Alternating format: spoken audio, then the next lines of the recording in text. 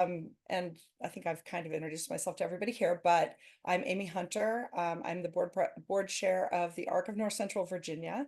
I also serve as the chair of the Fauquier County Special Education Advisory Committee and am on the State Special Education Advisory Committee as well.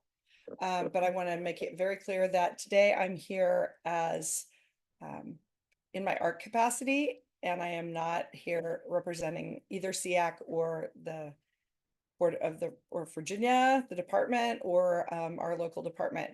So most of what I'm telling you are just factual updates. Any opinions are my own. So with that, we'll go ahead and get started.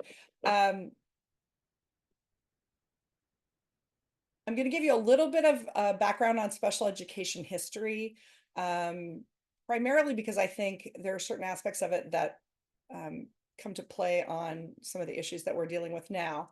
We'll talk a little bit about our region. We have a 5-county area for the ARC of North Central Virginia.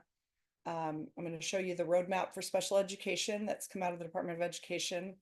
The omnibus special education legislation, which we have a PTC representative here who may be able to add in a little bit more. They're going to be very involved in getting that done. Talk about the VAP participation decision-making tool, literacy, a little bit about literacy, which affects all students, but I think there are a few things that parents of kids with special education should be aware of. And then we'll wrap up and I'll answer any questions that you might have.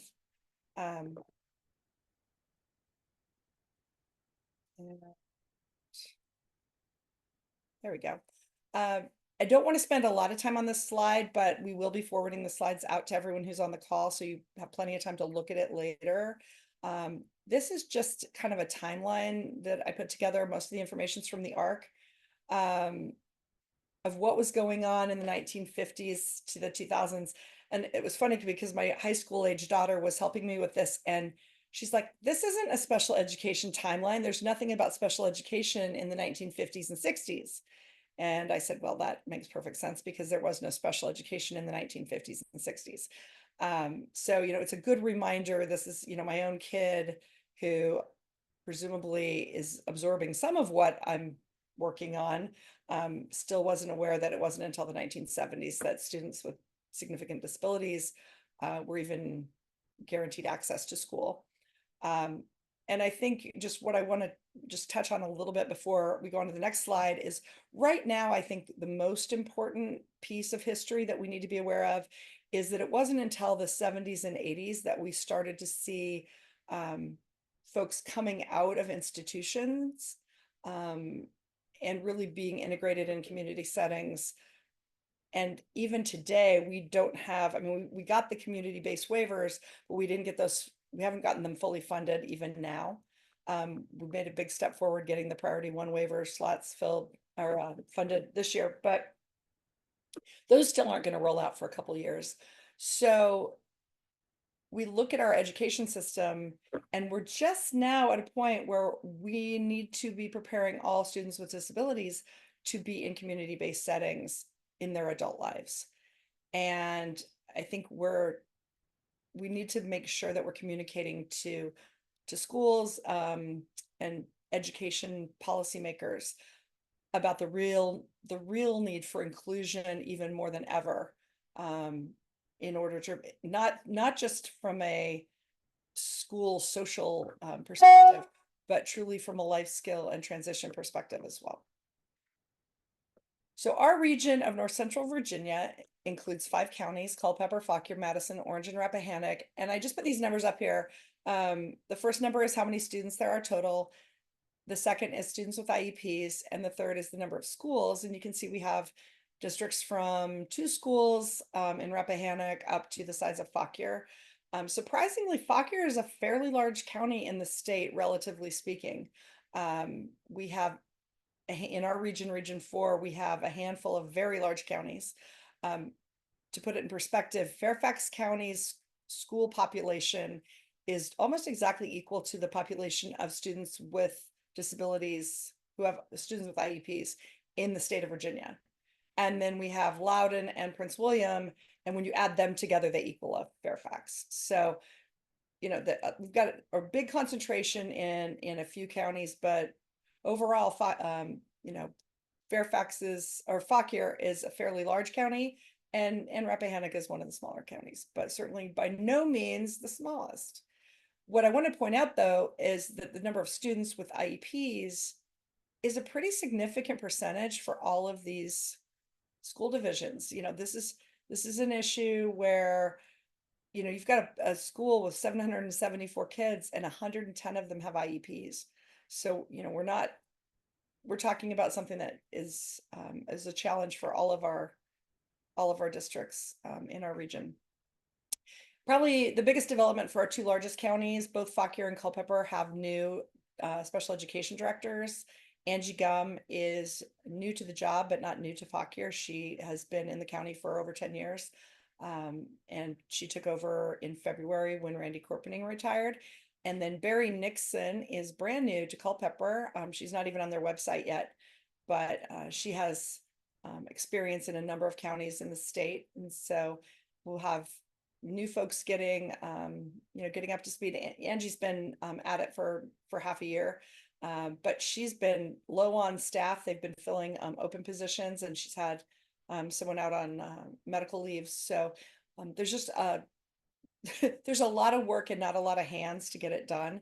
So kudos to these women for the work that they're going to be doing this year. Special education offices, I just put this on here so that it's part of the slide deck if anybody needs this information later on. The 2024 roadmap for special education came about because the new superintendent of public instruction in Virginia, when she came on board, really was hearing a lot of things about special education and was trying to get her own independent sense of what was happening. So she commissioned 2 outside studies to be done, and those reports came back to her, and she convened an advisory team, and from that they developed the roadmap. It's a very broad overview of special education, but there are a couple kind of key points I think that I'll point out. I jokingly point out that it's not a road to nowhere, but it is a track that goes around and around. And that's probably a good thing, because hopefully we're learning from our mistakes and we're in an upward spiral. And hopefully some of these new changes and emphases, I would say, are going to make that better. So if you look over on the left, recruitment and retention, certainly in our 5-county area and across the state, this is one of the biggest issues there is. The state SEACSHRE is facing this and talking about this a lot, especially in terms of collaboration with institutes of higher education. There's in some areas, a real disconnect between teacher training and what is needed on the ground. I was just reading yesterday about the fact that 60% of schools in Virginia are still teaching teachers the method of teaching reading that has been completely disproven as effective. The prompting and the looking at the pictures method instead of science-based phonics instruction. I think some of that can probably be said about inclusive practices as well, that our colleges and universities haven't all caught up. Some are doing a great job, but not everyone has caught up with especially in educating gen ed teachers, with the need for inclusive practices education. High quality instruction, which of course good teachers is a big part of that. Inclusion, inclusive settings. So the fact that this is on the roadmap is a really positive development. Division level professional development for everyone, for teachers, and then student self-advocacy, which I think is a really positive thing for them to note here. Parental engagement is at the center, and I think is at the center of this governor's priorities when it comes to interaction about education, and for families with kids with special needs, that is a real priority. Post-secondary transition, which we saw legislation last year, and this continues to be a priority. And like I said before, I think there are some issues that we've kind of always seen as just core educational issues. Reading is one of them that we need to look at in terms of transition and their importance to living in an inclusive community-based setting. And then monitoring is just, sort of the ongoing process of quality control for this whole system. In 2024, there was omnibus special education legislation. It was co-sponsored by Senator Favola and Delegate Coiner, who were, it was a bipartisan bill signed by the governor on April 4th. And these are in no particular order. They're more kind of in the order of the bill, not exactly though. But there are a few provisions I think that are really important. One is drilling down on the quality of IEP writing and making sure that teachers are really trained and have templates, so that we don't have a vast gap in the quality of IEPs from one division and one teacher to another. A data dashboard at the state level that has special education data. There are similar dashboards for other kinds of education data, and this would be one for special education, where people could search by state, division, or even down to the school level. There's also $100,000 set aside for a 2-year outside review of special education dispute resolution of that system. That has been a continuous issue that has arisen for Virginia. The reality is that there are a very small number of due process cases that actually reach final decision by the hearing officer. The vast majority are settled. And I think there are some real questions about why that is the case. I mean, in many cases, it's as simple as the school division and the parents came to an agreement and worked it out, and that was all very positive. But there's going to be a look at the entire system. 2 years is a long time. It's going to be overseen by the Commission on Youth, which is like JLARC. It's one of the legislative commissions, and they'll be involving a lot of stakeholders around the state. Resources for professional development, just a lot of training. I think there's a recognition that we have a lot of new teachers. We're doing all of this recruiting, and if we want to keep them and not overwhelm them, we have to be training them and giving them professional development. A designated faculty member in each school division to serve as a parent liaison for special education. I think in most school divisions you probably have this person already. It's just a matter of designating that person and advertising that that is the point of contact for families outside of their own school. Funding for 8 regional special education family support centers, and this is what is keeping Pizzi busy these days, among many other things. So there will be 8 instead of just one Pizzi covering the entire state centrally, although I know Pizzi folks are kind of all over the place. There will be 8 regional offices, or I'm not sure what the structure will look like, but 8 designated people serving the regions. And so that is a real, and then they'll be working with the ombudsman. So there's a real look at trying to empower parents and get them trained as well. Additional options for awarding verified credits to students with disabilities, really trying to look at the system for the high school kids and figure out if there are any alternative ways for them to demonstrate competency outside of standardized testing, or outside of the SOL type testing. And then finally, what I was saying before, teaching inclusive education strategies as part of teacher training. The VAT participation decision-making tool. This is clearly a bit of a hot button. On July 1st, this became part of Virginia IEP, and for divisions that do not use Virginia IEP, which is the online system or the computer system that most divisions, the vast majority of divisions in the state use it. It's some of the larger divisions that don't, because they have their own systems, but the tool will need to be incorporated in some way in the decision making. I would say and again, this is me talking. It's pretty clear that the big change, there's no change in policy. There's no new regulatory activity. There's no new legislative activity. There are no new criteria. What they're doing is they're making the guidance, which is in the form of this tool or checklist. The guidance is becoming much more clear. And one of the things that's different in this guidance than in the previous guidance is they're really spelling out that it's students with the most significant cognitive disabilities. That is the language in the federal law, in the ESSA law, but it's not the language that was in the previous guidance. The decision about what assessment a kid is on cannot be based solely on IQ. It has to be a holistic understanding of the student's needs, has to look at intellectual disability as well as adaptive functioning. And I think you have a number of students out there who, you know, they may not have high IQ tests, but when you look at their adaptive functioning and their ability to navigate their world, you're not necessarily seeing the same deficits across the board. Other characteristics have to be considered in addition to standardized test scores.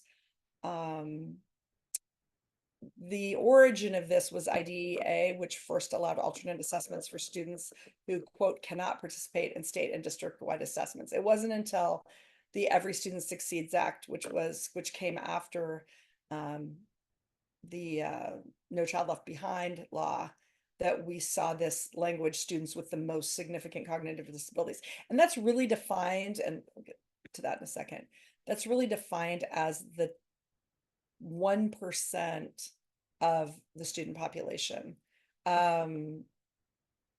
It's tricky because you can't tell a specific IEP team that, oh, we've hit our cap, we're at the 1%, you can't put that kid on the VAP.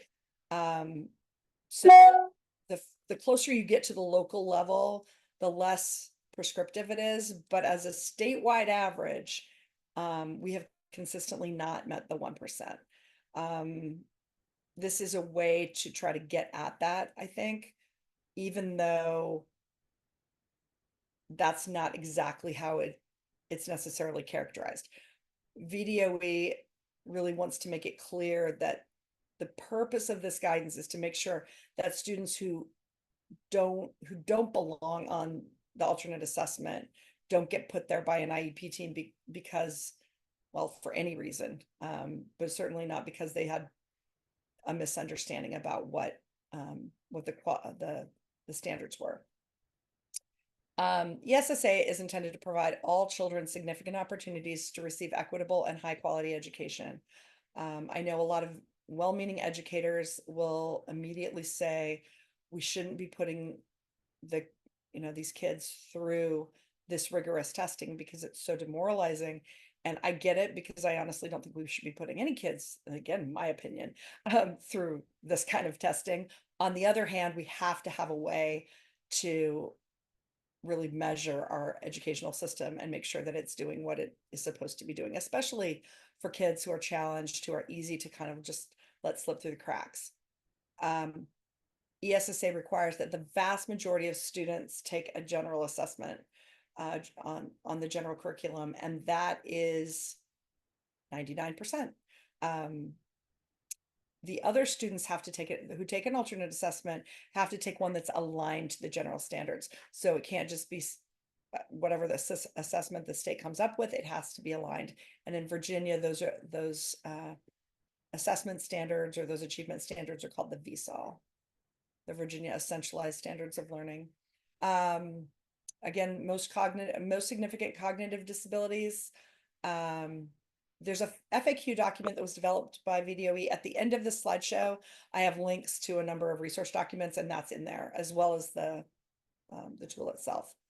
So I didn't want to paraphrase, because I didn't want to misquote VDOE. So I've included the instructions here. Basically, it tells the IEP team they have to do this every year. And this is part of the decision-making in the annual IEP process. They have to work through the document in its entirety in sequence. And you'll see why the sequence is so important, because it's not just a whole collection of criteria. It's definitely a process that they move through. If the student does not meet the eligibility in all sections, they may not participate in the alternate assessment. It is not simply an IEP team decision that they think it would be best for the student. They must meet the criteria for the alternate assessment. And then all team members must sign and date the decision summary. So there's accountability here for anybody who participated in the decision making. All right, then this is completing the tool. This is what they need to look at: formal and informal assessment results, any intervention data they have, assistive technology evaluation. One thing that was made very clear, and I was in the training for the last training that VDOE did. VDOE is doing another parent training on August 1st. I haven't heard that they're out of space.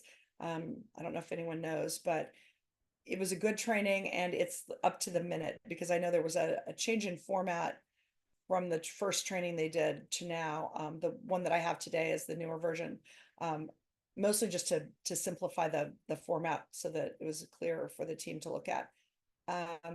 They can look at learner character, but the point about assistive technologies is basically, if you're saying the student has one of the most significant disabilities of anyone in your division, you had better have done an assistive technology assessment. And either that child should have some assistive technology, whether it's high tech, low tech, communication, that's up to the team. But this is, you can't say that the student hasn't been assessed for assistive technology, doesn't need assistive technology, and yet is one of your, most significantly disabled students. So that's something that teams are going to have to pay attention to. So this is, and then they note that they're using the new language as well. So I'm going to hop out of here. Are you still seeing this full screen? I think so, yes. Okay. It's Good. in the preview format, but I think It's the margin thing. So yeah, it's not full screen for me, but as long as you're seeing it, that's great. So this is what the tool actually looks like outside of Virginia IEP. I went through the background and the introduction already for you in bigger type.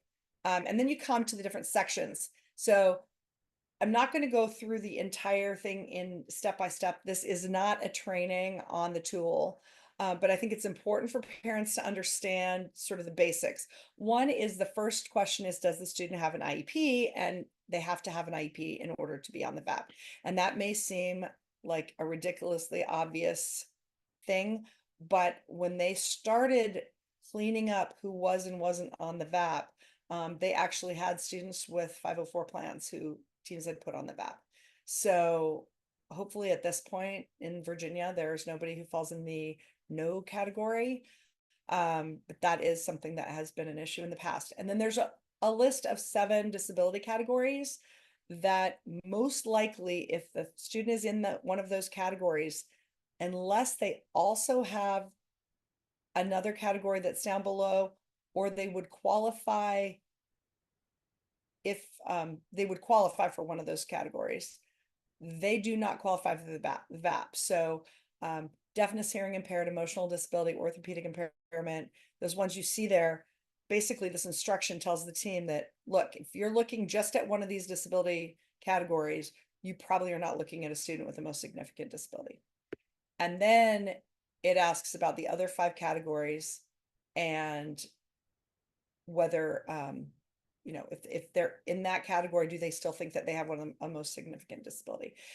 If so, then you move on. So this is why it's so important to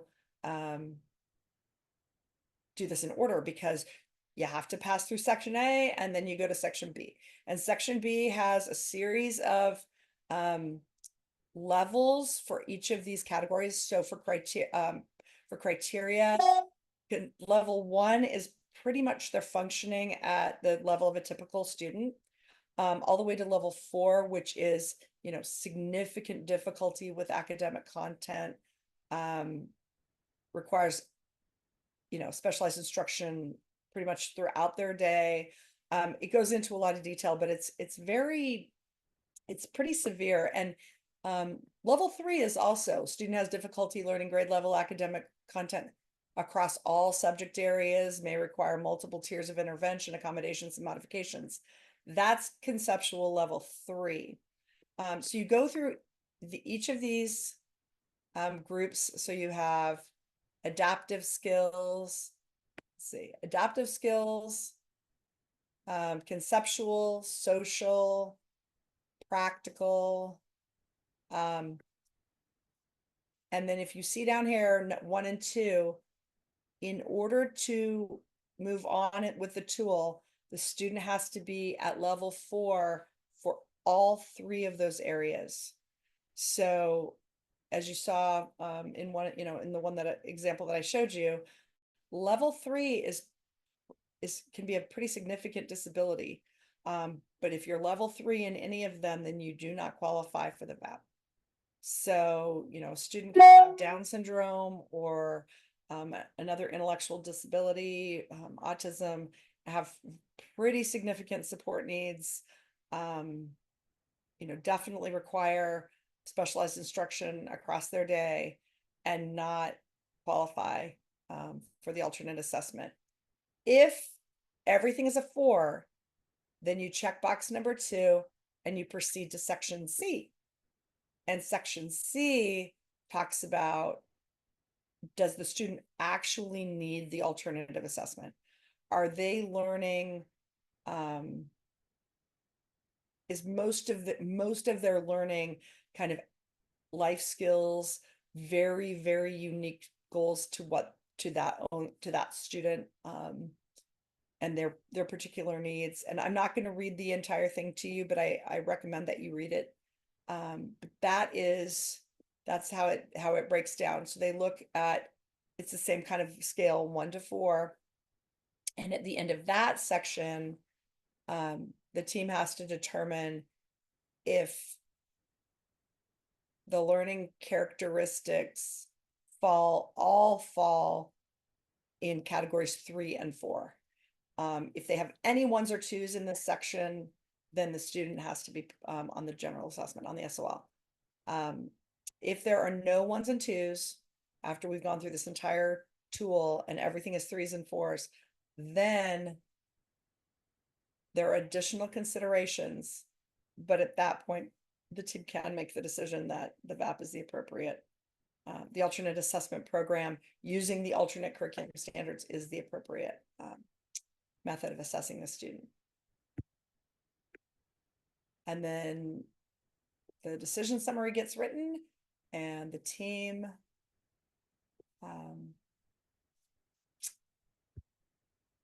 makes the decision and submits it. So are there any questions about the tool? Here's some additional resources. I've included some other, like inclusive practices and some other things here before I go on to the Virginia Literacy Act. But these are hot links, so when you get the slides, you can use them to get to those resources. I included, I'll just mention, PTSI has done a document on this as well, that's very detailed, and that's on here as well. And the tool itself is there with its FAQs. So Virginia Literacy Act implementation, this is something that everyone is having to deal with because this is really a gen ed issue as much as it is a special ed issue.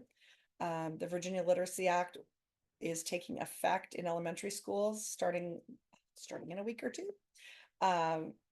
And the biggest, there's some pretty significant changes, but the fundamental change is that the legislature has mandated how reading is taught in the state of Virginia. And it is requiring science-based reading instruction, not just how you feel like it might be the best way to learn how to read.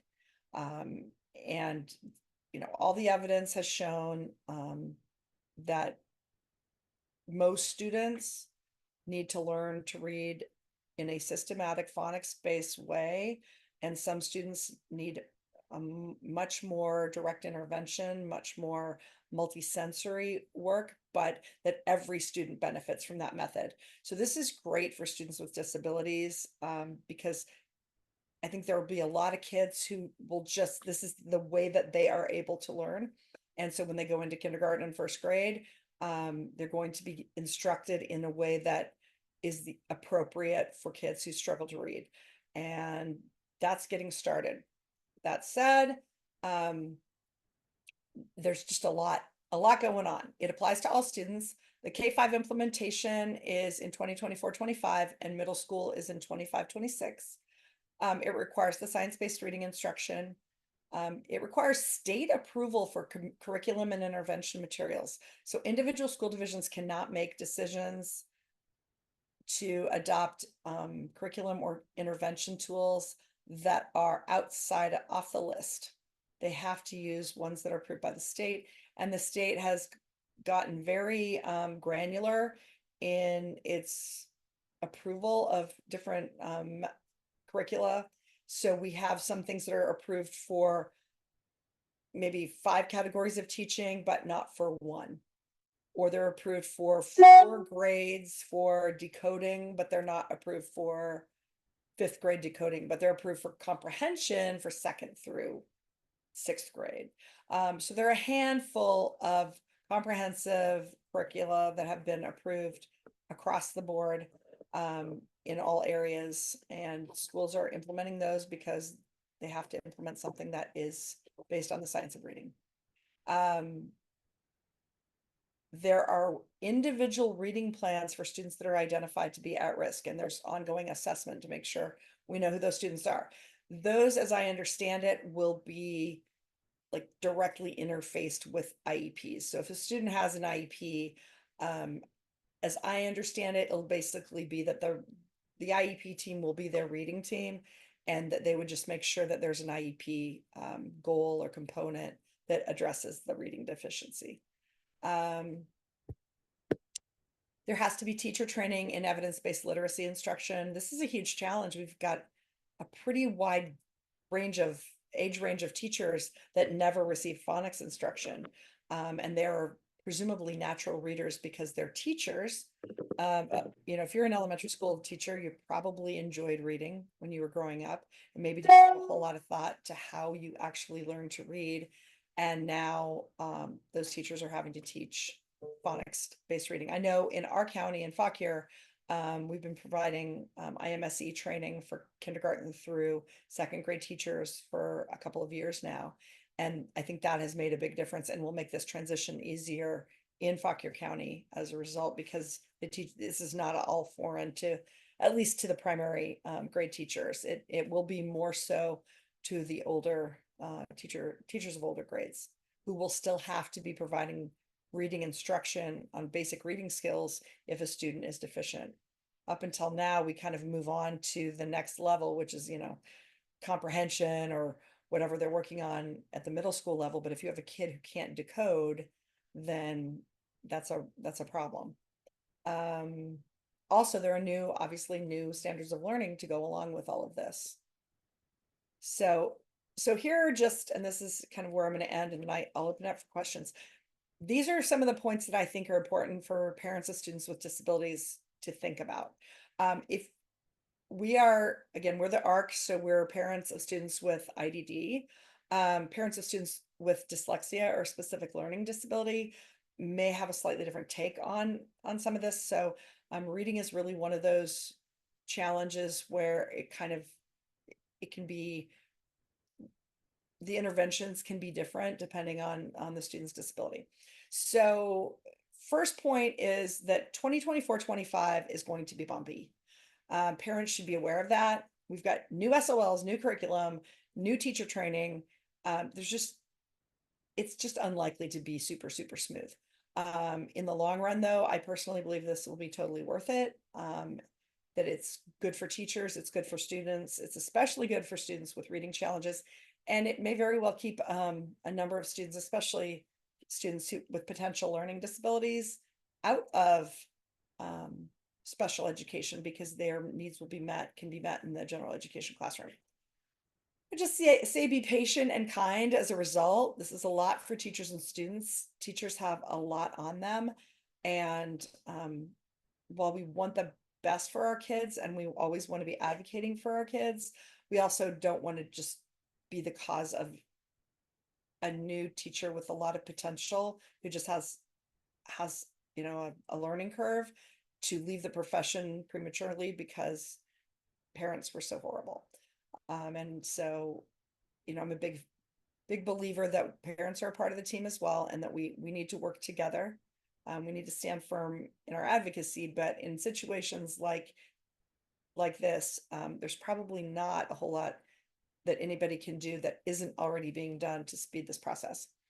I would really urge parents always, but especially this coming year, to follow teacher school communications very closely.